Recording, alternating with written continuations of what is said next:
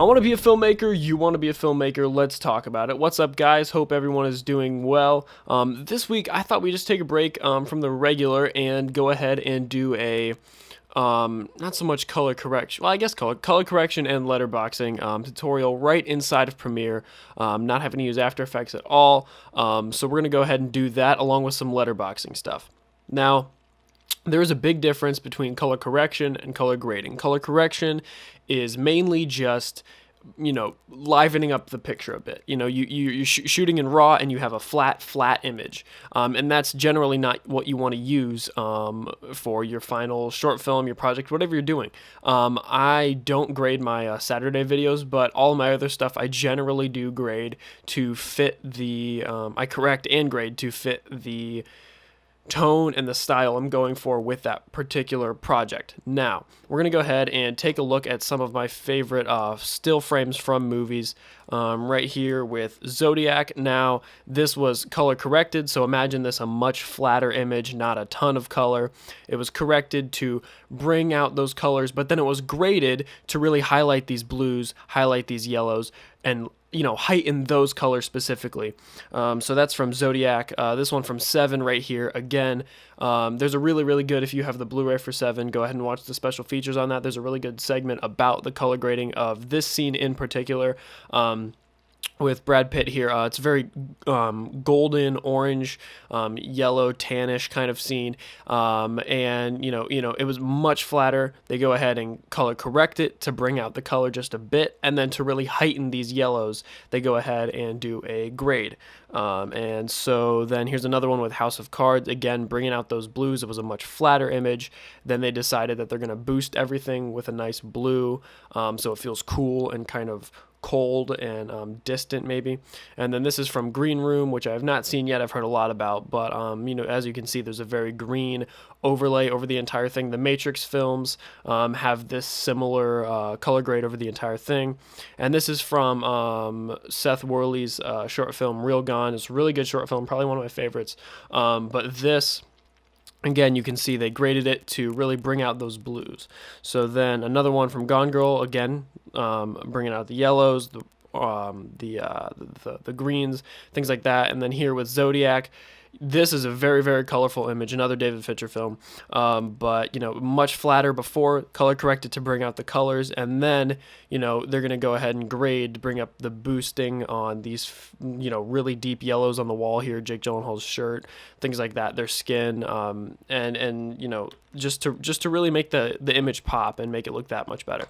So those are just a couple still frames I got off of Google Image. If you want to go ahead, Film Grab is a great website. I'm pretty sure I mentioned a couple weeks ago on my websites for filmmakers video. Go ahead and just go look through all those things. You can really learn some great stuff just by looking at those stills from really awesome films. Now, like I said, this tutorial is going to be color correction and grading just inside of Premiere. Very basic stuff, very beginner. If you just want everything to look a little better, you're not really looking for anything crazy with DaVinci Resolve, anything crazy with LUTs. I'm still learning those, if I'm going to be completely honest. I'm still learning with LUTs and Resolve, so maybe in the future I'll go ahead and make a video on those things once I feel I've got a better grasp on those things. But right now I feel very comfortable with Premiere's three-way color corrector, contrast and brightness settings, as well as the crop letterbox. So we're going to go ahead and dive right into Premiere. Open up Premiere.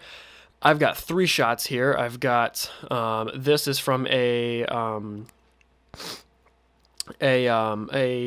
music video that I did earlier this spring. This is from just a regular Saturday video, and then this here is from the voting video last week. So if you look at all these things, the reason I brought in these three clips in particular is because they're all very different. You've got the kind of darker stuff here, contrasted really, harshly against that white sky. Got to break in there with bars and tone. Then you've got, it's always really good, I think, to start a color correction and grading on a shot that has a human in it, just so that you get that skin tone right. Because if you don't, it's going to look weird throughout the rest of the thing. And once you've been pouring over it for hours and hours and hours, you're not going to notice those things anymore until you realize, you step away from it, come back later, and you realize that is the weirdest thing I've ever seen. It's very easy to lose yourself in grading skin tones.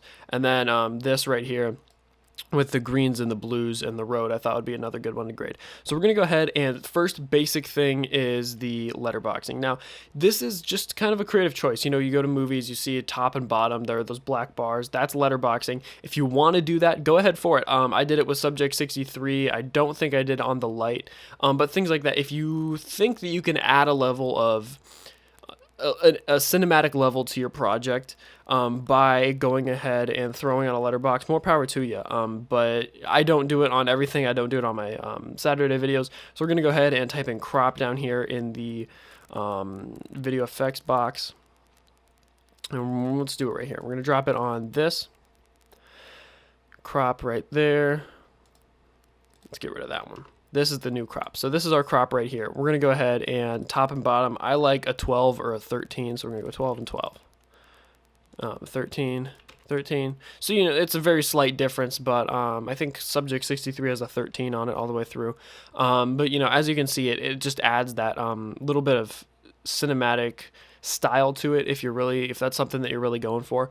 So, yeah, like I said, definitely not necessary.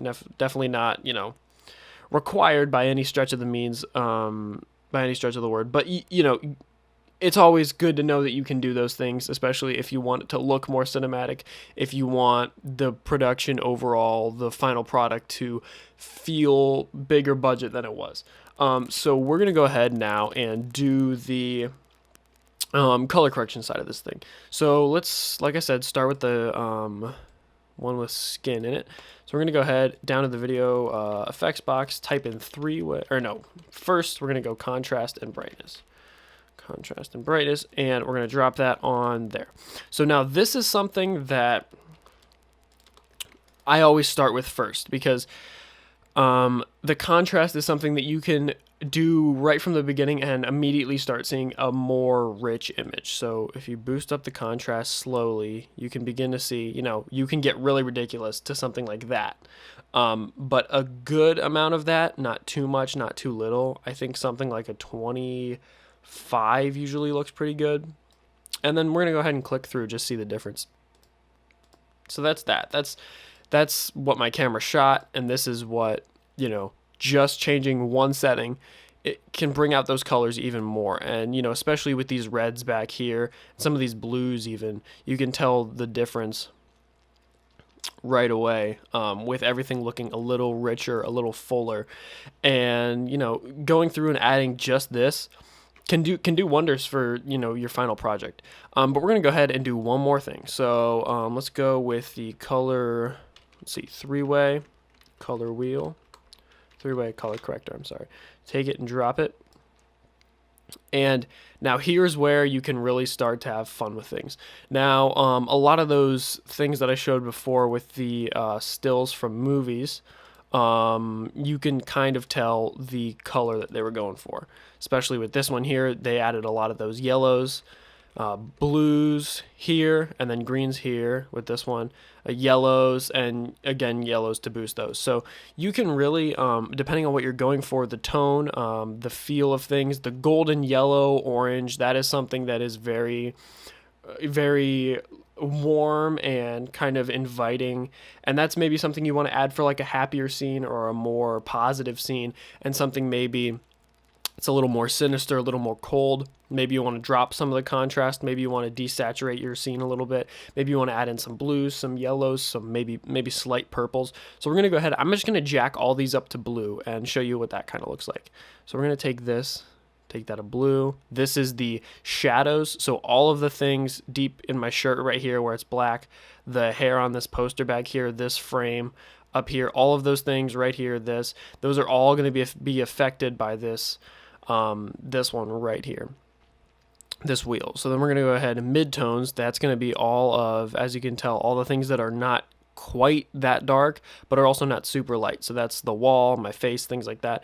And then this this last one right here, that's the midtones. This one right here is the highlights. That's going to affect everything else. All the things that are very white they're going to be affected by this. And as I spin it around, you can tell the light reflecting on my cheek right here. As I track it, it's in the pink right now, so you can tell on my face right there it's very pink.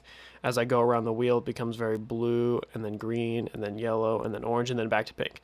So it's very easy to mess with this to a point where things start looking very, very bad. So I think if the shadows, the midtones, and the highlights are not all roughly, in the same color, so you've got the shadows right here, somewhere in there, and then the same with the midtones, and then same with the highlights. If they're not all roughly in there somewhere, I think it can start to look really ridiculous. Like right here, you can see the splotching. These are both very dark blues, especially with the shadows, blues, deep blues, and then all of a sudden there's just some pink right here, and it starts to look very weird. And you can tell, especially as the image moves, it points things out that aren't necessarily meant to be pointed out. So keeping them all on a blue right there starts to look really cool. And then we can click it in and out. And, if you're going for that cooler thing, like I was saying, the three-way color corrector with all these blues is something fantastic you can go with. And there are all kinds of colors. Go ahead and just mess with them. This is one of those things you really can't be wrong. As long as you think the image looks good in the end, as long as you think it fits your project, there's really no right or wrong answer with this. So, yeah, go ahead. Let's see. Turn that off and on. And those are some really, it's a very stark contrast with this without the three-way color corrector on. We've got a very yellow, orange, gold looking thing as far as whatever the tone of the scene is going to be, and then you click it on with the blues that I've added, and it becomes much cooler, much more of a Gone Girl feel. But let's see what else we can do. Let's go ahead and apply the three-way color corrector to something like this. Now, like I said, it's always good to start with those why am I blanking on it? The shots with skin in them. So then we're gonna go ahead and we're gonna contrast and brightness and drop that on this one, and let's just throw the crop on there, just for kicks and giggles. So then we're gonna go ahead and contrast, boost up the contrast a little, and it already, it can start to look really ridiculous, like right there. So just make sure some deep colors, maybe something like that looks pretty cool. And we're going to go ahead and three-way color corrector, drop that on. And this one I think could also benefit, but maybe from like a greener, maybe not too much in the shadows. See right there, you can really start to see those greens brought out. And, you don't always have to go full bore with these things. You don't have to go right to the edge with them. You can just kind of mess around with it and see what looks best for what you're going for. This kind of starts to look a little ridiculous here, but I think that, like, right there looks pretty cool. Let's see, maybe something like that. Click it on and off. It's a very small difference. Everything becomes a tad bit greener just because there's not a huge change. But when you go to the brightness and the contrast, that's a big difference. That is a very plain image right there, very gray, very boring. Then you go ahead and mess with that contrast a little bit, and you get much more rich colors, much more, you've got a lot more saturation to them. And sometimes that can be a bad thing, but I think in this case it looks pretty good. So let's go ahead with this last clip and try it on this one. So we're going to go ahead, contrast and brightness, drop it on, and boost up the contrast just a bit. Now, like I said, it's going to be very tough with this one just because the contrast is already so deep with this black wiring against the white sky. So we're going to go ahead and do only a little bit on that, like I did 25s on the others. So 25, let's see, 25 probably is a little too much. So let's try a 20. Let's try 20. Something like that I think is all right. And then we're going to go ahead, three-way color corrector, and drop that on real quick. And then we've got the wheels pop up. And there's all these other settings like you can mess around with down here. I'm not even going to get into those. But you can really just, there's no right or wrong answer, like I said, with these. You can really just do whatever you feel is best. So we're going to go ahead. Let's do maybe like an orange on these. A more warm color, and you can go down here to the saturation, and this is also where if you're going to do some black and white stuff, you can drop the saturation on all these, and you've basically got a black and white video. So we're going to go ahead and undo those though. CZ. All right, but yeah, so adding maybe a bit of a orangish yellow tint to all these things, maybe not so extreme. Maybe this is where it's really cool. You can get the contrast. So right here, you know, this is the highlights. The highlight of this whole shot is this up here. The sky is very white. So you can go ahead and throw in the blue, and it'll boost the blue just for that. Same with the midtones. You can really, you know, bring this thing all around and really affect only specific parts of the shot. So as you can see, the midtones it's really going to be down here on this bridge. So we're going to go ahead and, I think to a certain point that starts to look a little crazy, so maybe just a little bit on that. And then the shadows are obviously going to be the wiring right there on the fence. So that's really up to you, you know, as far as whether or not it looks good. So I think that's pretty cool right there. So let's go ahead and click this on and off. So what we did with the three-way color corrector this time is really just bring out the blue in the sky that was kind of missing, bring out a little more of the green in that in the bushes and the trees down there, and then really boost some of the oranges, you know, down here on the bridge, up here on this pole, things like that. You go ahead and click. This is without, and this is with, and it's very subtle, but it's much more nicer to look at, you know, in the end. And that's really what all color correcting and grading and adding these things to your video, it's just to make it more pleasant to look at. So, you know, gives one more reason for the person to continue watching, to continue enjoying what you've made, and continue to think positively of it, as opposed to that shot's kind of boring, you know. So, you know, adding these things really helps in the end. You don't always have to do it. Not all projects call for it, but if you think your project can benefit from it, by all means, go for it. And you know, I do all of these things on everything that I think will look better by doing them. So yeah, I hope you guys can get some use out of this. Very basic stuff this time around. Maybe I'll do some LUTs and DaVinci stuff, like I said, in the future. And I hope you guys, you know, enjoyed this tutorial and everything that you saw here. If you did, go ahead and like, comment, subscribe, and share. I'd really appreciate it. This has been a Runaway Brain production, and I'll see you guys next time.